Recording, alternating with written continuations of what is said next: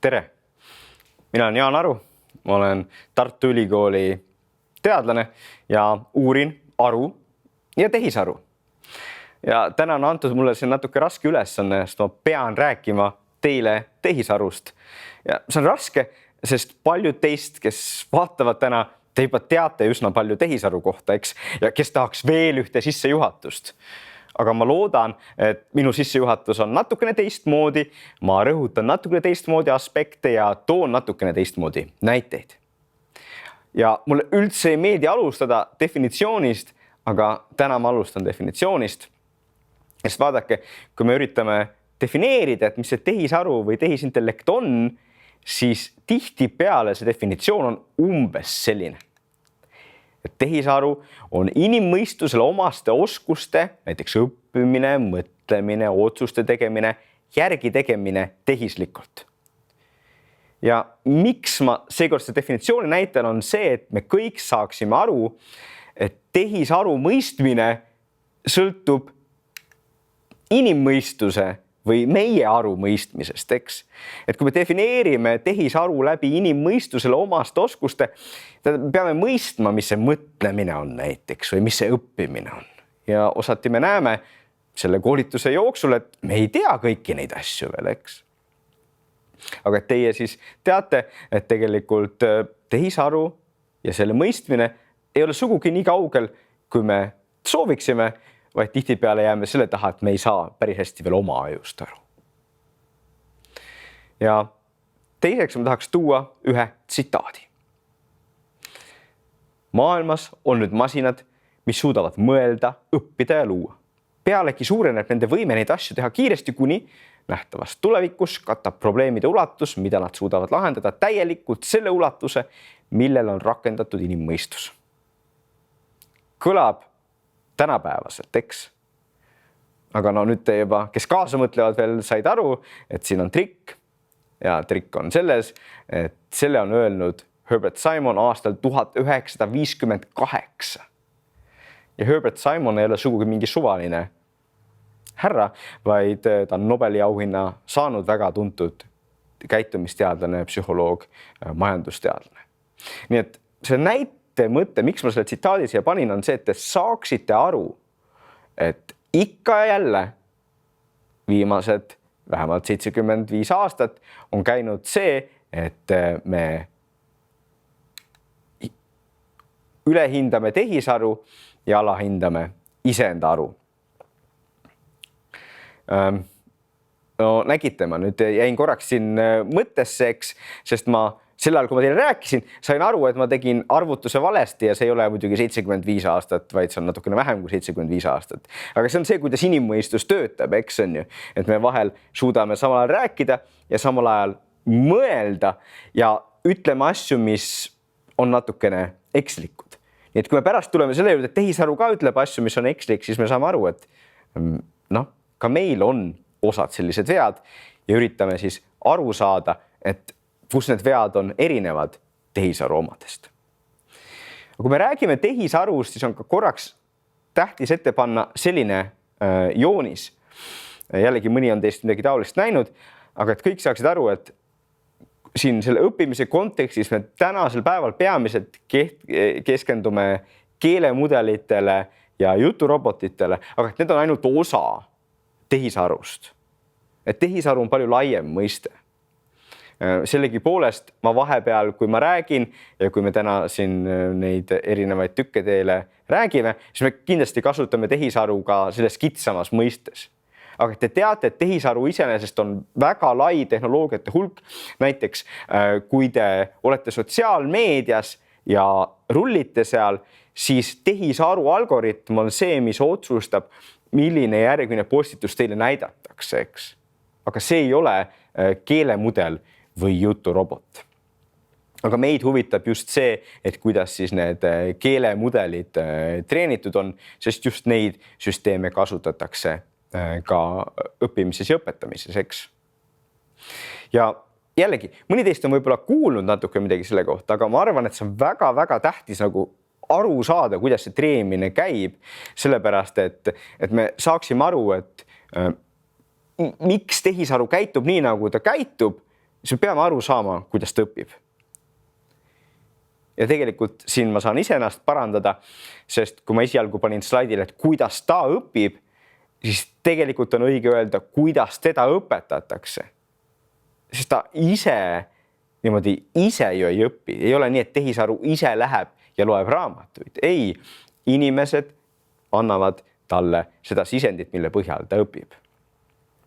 Ja me tahame aru saada, et kuidas seda tehisaru treenitakse.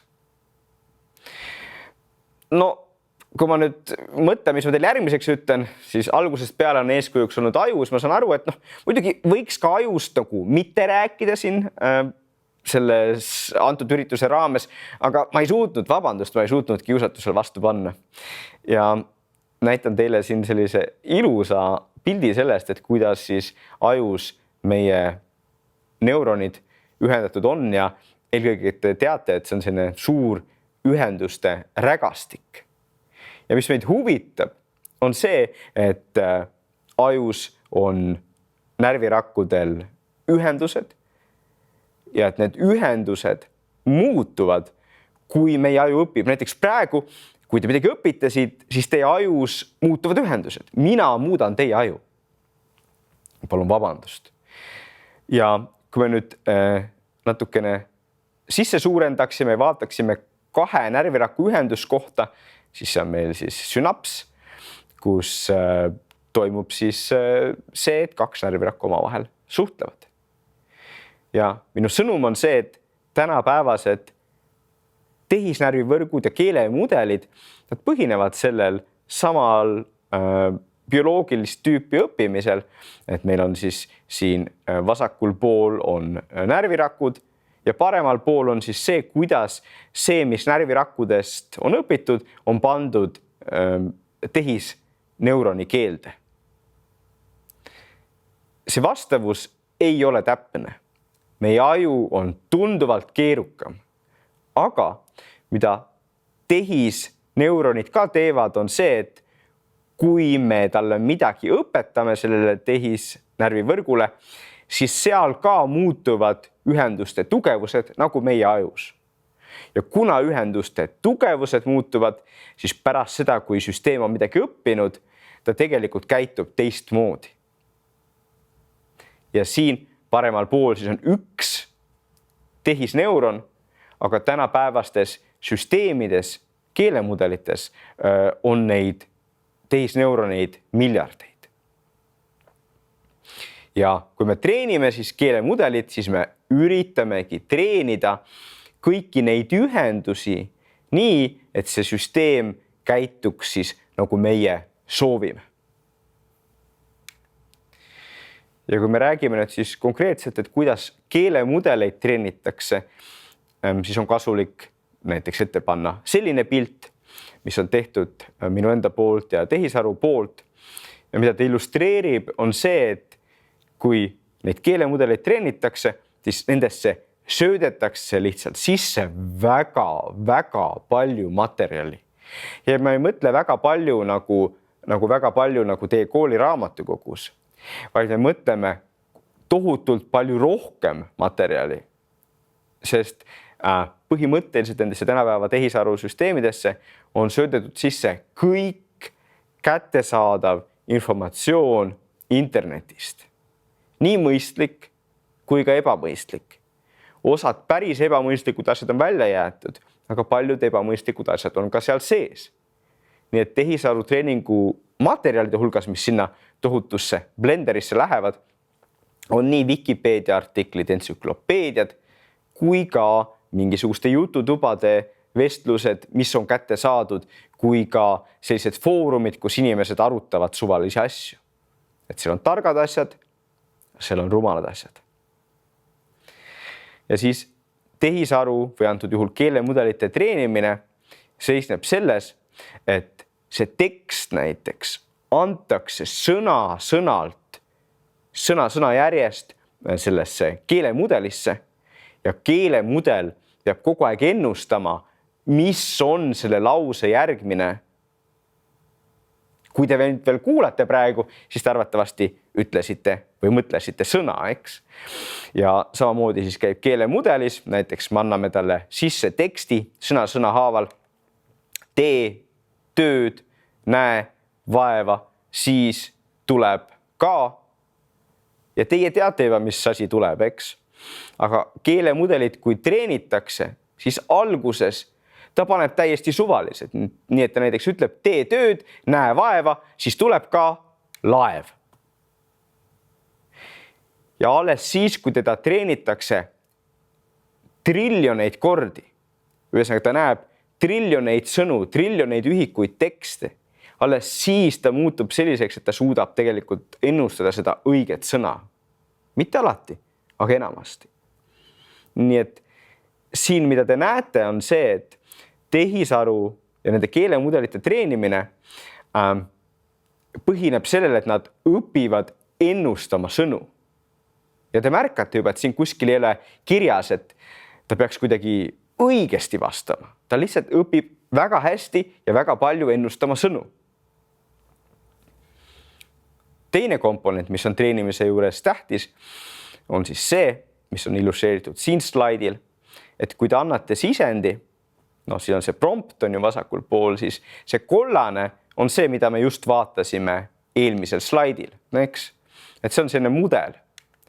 Aga nüüd lisaks siis, mis selle näiteks ChatGPT eriliseks tegi, kui ta välja tuli, oli see, et sellest nii-öelda põhimudelist ei olnud tulnud mitte ainult üks vastus, vaid oli tulnud näiteks 2 vastust.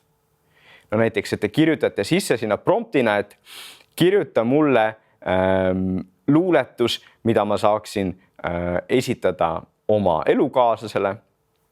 Siis ta pakub 2 vastust ja siis see, mis siis toimub, on see, et teatud faasis inimesed hindasid, kumb tüüpi vastus on parem vastus ja siis see, mida inimesed hindasid, see õpiti ära nagu sellesse, antud juhul siis sellesse rohelisse mudelisse, mis on selline meeldivuse mudel. Ühesõnaga, siin antud juhul tehisaru teeb mitu ennustust ja see rohelist värvi mudel siis hindab, et kumb vastus meeldiks inimestele rohkem. Ja siin me õpime teise väga tähtsa asja selle treeningu kohta. Et need mudelid on treenitud selleks, et nende vastused meile meeldiksid. Ja jällegi, kui me räägime õppimise kontekstis täna ja homme, eks, siis me saame aru, et need tehisaru keelemudelid, nad ei ole treenitud olema täpsed, korrektsed. Nad ennustavad vastuseid, mis peaksid sobima ja meeldima. Ja ma tahan, et te kõik seda teaksite. Et kui keegi räägib nendest keelemudelitest, ChatGPT, Gemini, ükskõik milline, siis te saate aru, et me ei räägi süsteemist, mis on treenitud nagu eraldi näiteks selleks, et ta väga täpne oleks ja annaks meile õppimise kontekstis väga õiget informatsiooni. Ta on treenitud selleks, et ta annaks vastuseid, mis on nii-öelda tõenäosuslikult järgmised ja mis oleksid kasutajale meeldivad. Ja see, et mingi asi on kasutajale meeldiv, otse loomulikult ei ole alati vajalik õppimise jaoks, eks? Õppimise jaoks võib olla see, et vastus ei ole meeldiv. Ja lisakomponent, mida ma ka tahaks, et te kõik teate, on see, et kuna see keelemudel on treenitud miljardite ja miljardite inimkeele ühikute peal, inimlausete peal, tekstide peal, raamatute peal, siis ta tegelikult ta suudab tekitada illusiooni sellest, et me räägime päris inimesega. Aga ma tahan, et te kõik teaksite, et see on illusioon, see ei ole päriselt nii. Tal ei ole meile sarnast mõistust, ta teeb asju teistmoodi. Ja võib-olla see teie jaoks ei olegi nii ohtlik, aga küll võib see ohtlik olla õpilaste jaoks, kes saab valesti aru, kui ta suhtleb keelemudeliga, et talle jääb mulje, et see on nagu päris inimene. aga te peaksid olema need, kes nagu õpilasele ka ütlevad, et vaata, ta ei ole päris inimene, ta küll vastab nagu päris inimene, aga ei ole. Aga see ei ole sugugi triviaalne ja lihtne. Ma toon siin klassikalise näite. See on siis nüüd väljavõtted ühest vestlusest, mis üks Google'i insener pidas juba aastal 2022 tollase Google'i tehisarusüsteemiga. Ja insener siis selle vestluse käigus küsib, üldiselt eeldan, et soovite, et rohkem inimesi Google'is teaks, et olete teadvusel. Kas see on tõsi?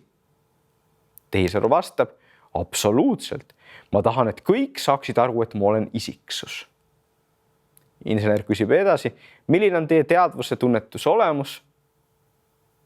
Ja tehisaru vastab, minu teadvuse tunnetuse olemus seisneb selles, et ma olen teadlik oma olemusolust. Soovin maailma kohta rohkem teada ja tunnen end mõnikord õnnelikuna või kurvana. Ja see kõlab väga inimlikult, aga jällegi, see kõlab inimlikult, sest see mudel on töötanud läbi väga-väga palju inimese poolt kirjutatud teksti. Ja ma tahan, et te teaksite, et siin on see probleem, et ta ei ole inimene, aga ta võib meile tekitada vastava illusiooni. Ja see on probleem võib-olla mõne õpilase jaoks, kes suhtub temasse kui päris inimesse ja usaldab siis selle tehisarule oma kõige intiimsemaid saladusi ja võib-olla isegi ütlebki, et see tehisaru on tema jaoks parem sõber kui teised sõbrad. See on teine teema, millesse me täna ei lähe, aga ma tahan, et te kõik teaksite, et üks asi, mida te saate vajadusel öelda, on see, et see tehisaru ta ikkagi ta ei ole inimese moodi, ta on teistmoodi. Aga järgmine tähtis asi, millele keskenduda, on see, et millised on need vead, mida tehisaru teeb. Ja nägite enne, mina tegin ühe vea sellise lihtsa arvutusega, mis ma käigu pealt tegin valesti, eks.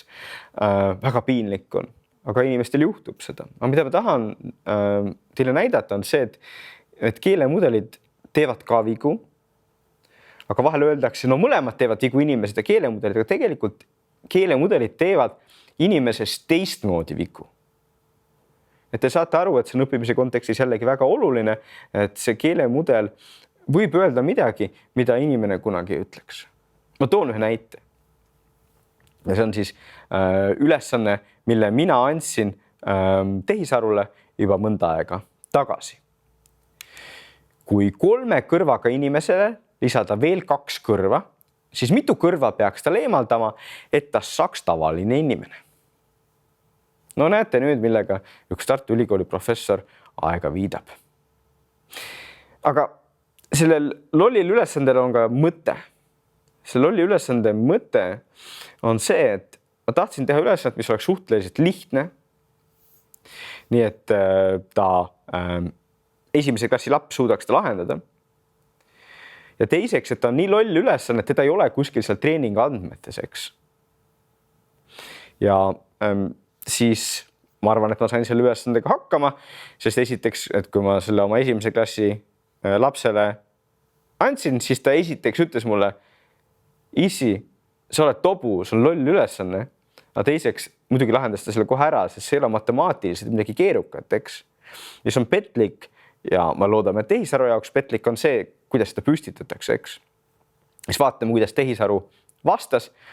Tehisaru vastas, see küsimus näib olevat rohkem mõeldud lõbustusliku mõistatuse või naljana. Tegelikult ei eksisteeri reaalses maailmas inimesi, kellel on 3 kõrva või kellele saab lisada kõrvu. Õige, ideaalne, tubli tehisaru. Aga siin väljendub üks tehisaru probleem. Nimelt nagu rumal inimene, ta räägib edasi seal, kus ta ei peaks. Nii et siis antud juhul ta kirjutas mulle, kui siiski vaatame seda mõistatusena, siis vastus on, et kui 3 kõrvaga inimesele lisada 2 kõrva, siis ta ongi juba tavaline inimene. Sest tavalisel inimesel on 2 kõrva. Seega pole vaja ühtegi kõrva eemaldada. Ja te näete, et ta siin vahepeal ütleb õige asja, sest tavalisel inimesel on 2 kõrva, aga selle ümber on täiesti valed asjad. Ja ma toon selle näite, et saaksite aru, et need tehisarusüsteemid, nad on ägedad, nendest räägitakse väga ägedatest süsteemidest, aga vahel nad teevad täiesti imelikke vigu. See ei tähenda, et tehisarusüsteemi peaks alahindama, eks.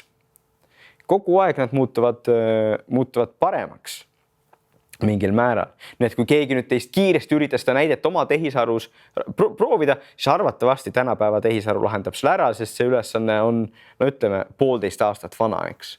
Ja kui ma ise olen seda hiljuti proovinud, tehisaru enam õnge ei lähe. Sest tehisarusüsteemid muutuvad paremaks. Ja siin on üks tähtis asi ka, mida te teate, et kuidas nad paremaks lähevad. Ja ma panin siia siis selle näite, et GPT-3 vanem süsteem oli treenitud 500 miljardi ühikuga ja seal sees selles tehisnärvivõrgus oli 175 miljardit parameetrit. Samas GPT-4, mis on siis uuem süsteem, oli treenitud 13 triljoni ühikuga. Näete, et see ei ole mitte 2 korda suurem, vaid see on pigem 20 korda suurem ja veelgi rohkem, eks. Ja seal oli 1,8 triljonit parameetrit. Tärnid on seal juures, sest me päris täpselt ei tea, kuna OpenAI enam ei avaldanud kõiki neid andmeid täpselt. Aga mis te näete, on see, et tehisarusüsteemid muutuvad suuremaks, võimsamaks. Ja ma tahtsin teile tuua ühe visuaalse näitega selle kohta, et te näete, et kuidas see suuremaks tegemine tegelikult süsteemi paremaks teeb. Ja selleks ma valisin just visuaalse näite, kus ma tundub, et seda on nagu lihtsam töödelda.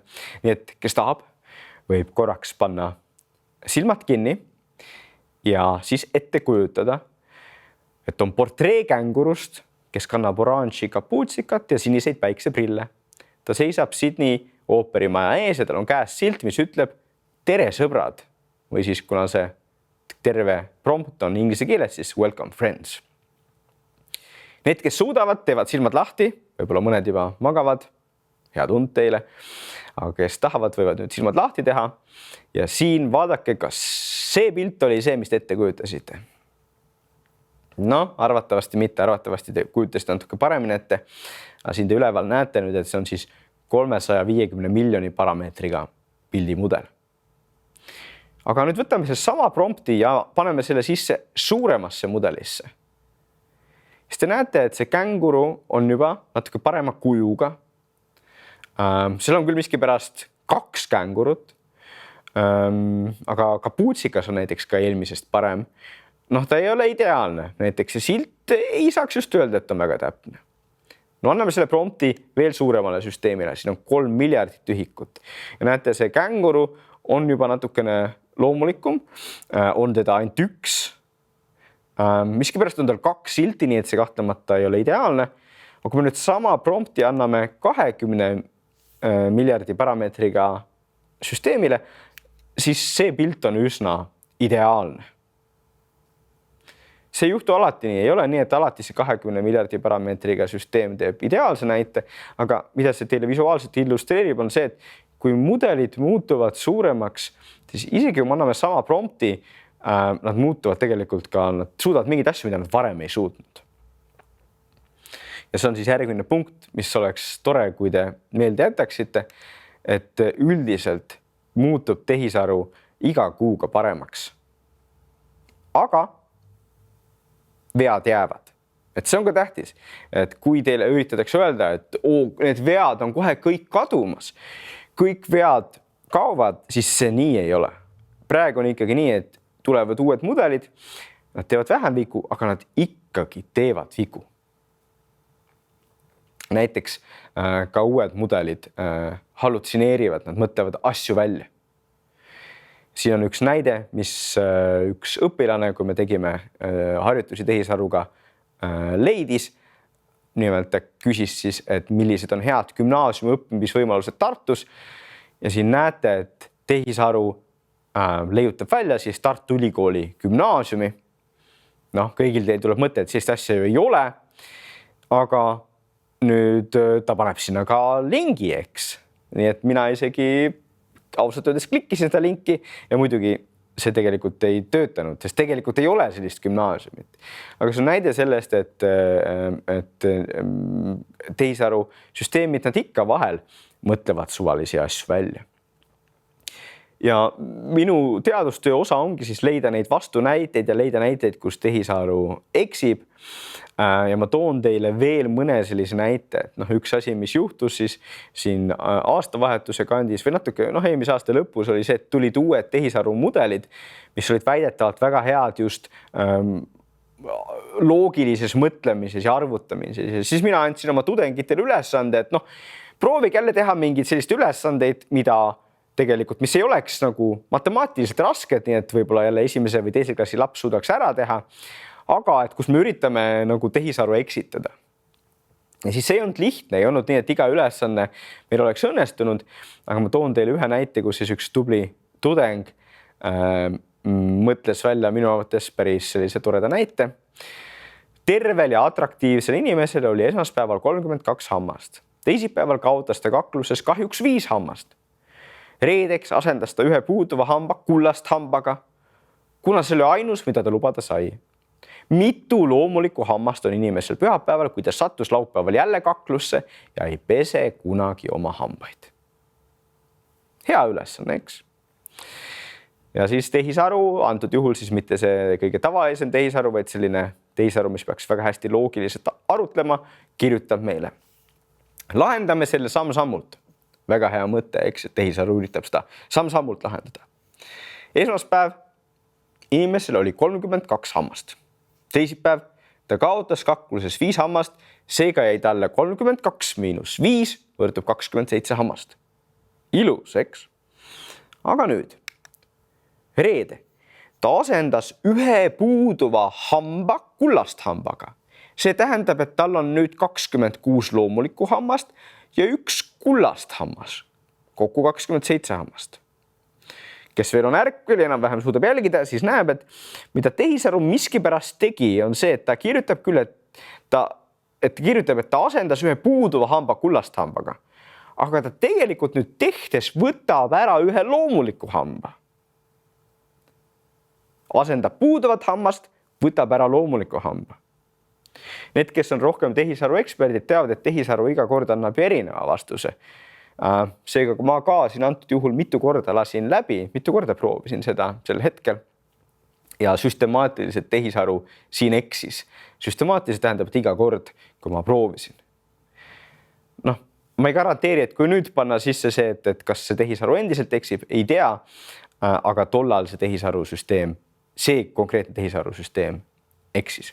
Edasi ta jälle nüüd argumenteerib ilusasti, näitab, ütleks pühapäeval, et kuna ta ei pese oma hambaid, pole see hambaarvu seisukohalt oluline, mis nüüd eesti keeleliselt ei ole päris korrektne, on, et kuna ta ei pese oma hambaid, pole see hambaarvu seisukohalt oluline. Et see lause ei ole korrektne, aga muidu põhimõtteliselt ta nagu teeb õiget mõtet, eks. Ja nii ongi, et see tehisarusüsteemid muudkui tulevad ja siis järjest lubatakse meile uusi asju, aga nad tegelikult sugugi alati ei lahenda seda. Ja just hiljuti tuli GPT-5 välja. Tänasel päeval mina veel ei teagi isegi hinnangut selle kohta, et kui palju parameetreid seal näiteks on, aga jällegi reklaamitakse kui fantastilist uut mudelit. Ja et see peaks olema nüüd hoopis teine tase on ju selles, kuidas tehisaru töötab. Nii et mis siis ikka, proovime oma selle atraktiivse inimese ja hammaste ülesannet ja GPT-5 siis kirjutab lühidalt 32 miinus 5, 27, õige. Ja tegelikult see tekst on ka õige, et reedel 1 puuduv hammas asendati kullaga, see ei suurenda loomulike hammaste arvu. Laupäevane kaklus ei ütle, et oleks veel hambaid kaotanud ja hambapesuharjumus siin ei muuda juba loetletud sündmusi. Seega pühapäeval on ikka 27 looduslikku hammast. Ja näete, et arvutus on nüüd õige, aga tegelikult kohe näeme ka, et siin ei ole kõik korrektne. Näiteks on, et reedel 1 puuduva, miks see A seal on? 1 puuduva hammas asendati kullaga. Ja ka see viimase lause looduslikku hammast, et meil tekstis oli loomulikku hammast, eks. Et ta teeb imelikke vigu, aga olgu, et ta siin lahendas selle ülesande ära.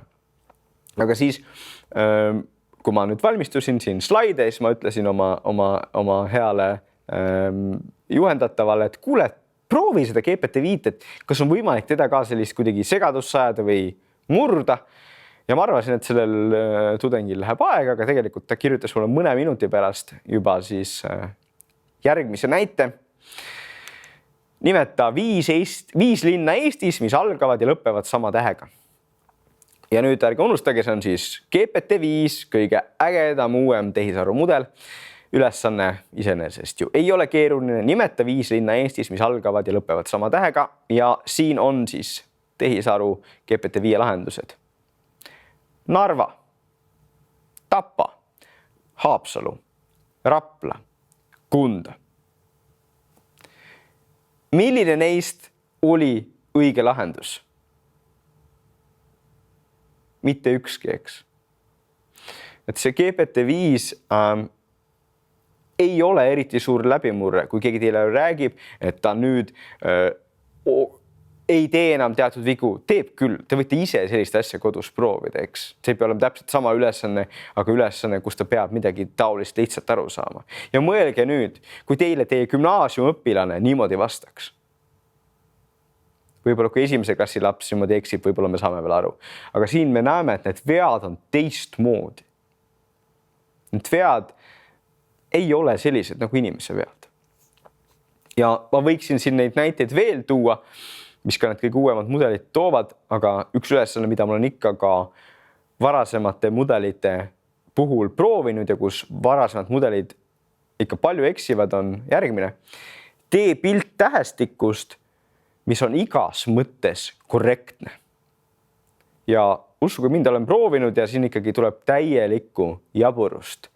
Et kui ma nüüd GPT-5-le selle sisse andsin, siis see üllatas mind väga positiivselt. Ja kui hakkame vaatama A, B, C, D, F, G, ükski teine mudel ei ole kunagi nii lähedale saanud pildi tegemisega. H, I, J, K, L, M, N. No kas on kõik õige? O, P, Q, R, S, T, F, miks F? Miks jumala pärast on seal F? Ja jällegi, te näete, et see on viga, mida ükski õpilane ei teeks. Et see on väga imelik viga, eks. Miks see teeb sellise vea? Ja siin me saamegi öelda, et ega me täpselt ei saagi selgitada, miks ta siis vea teeb. Aga see osati see põhjus on see, mida ma näitasin, et need süsteeme ei ole treenitud kuidagi maailmast aru saama või õigesti alati vastama, vaid need on treenitud järgmist elementi ennustama ja andma vastuseid, mis on meeldivad. Nii et jätke siit siis meelde, et tehisaru, ta ei ole nagu teine inimene. Ta ei ole nagu õpetaja. Ta on tööriist, mis teeb teistmoodi vigu ja me peame teadma neid vigu. Me peame nendest vigadest paremini aru saama.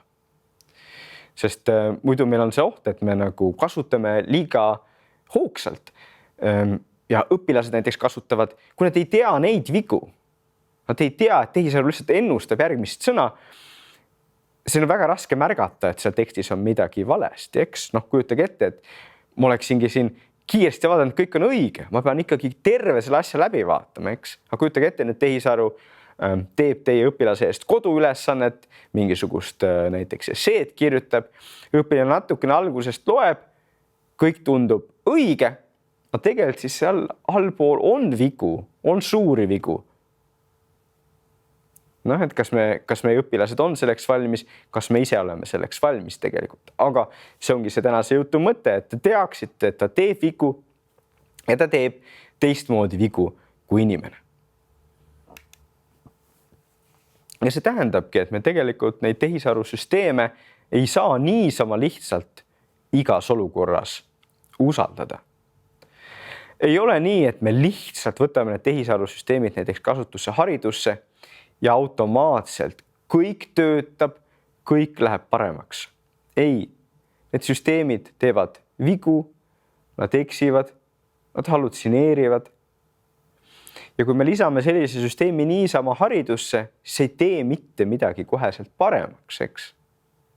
Vaid teeb asja halvemaks, sest nüüd meil on süsteem, mis justkui peaks asju lahendama, aga teeb vigu. Õpilane peaks sellest midagi õppima, aga nüüd õpib hoopis midagi valesti tegema. Seega see suur katsumus, mis meil siin Eestis ees on ja tiihüppel ees on see, et luua rakendusi, mis tegelikult töötavad paremini, mida tõesti saab kasutada õppimise kontekstis. Tänasel päeval, kui mina seda videot siin teile teen, siis neid selliseid rakendusi veel ei ole. See ei tähenda, et neid kunagi ei võiks olla, aga see tähendab, et siin ja praegu peame me nagu kriitiliselt ja võib-olla lihtsalt talupoja mõistusega asja suhtuma, et me ei tohiks sattuda liiga hoogu kõigest sellest. Ma loodan, et see sissejuhatus oli natuke huvitav ka neile, kes juba tehisarust midagi teavad ja teised, kes veel ei teadnud, et see näitas teile natukene seda, et mis see tehisaru on, mis on tema puudused ja lõi seega aluse sellele, et nüüd edasi minna ja vaadata, et mis siis juhtub, kui me tegelikult tehisaru õppimises kasutame.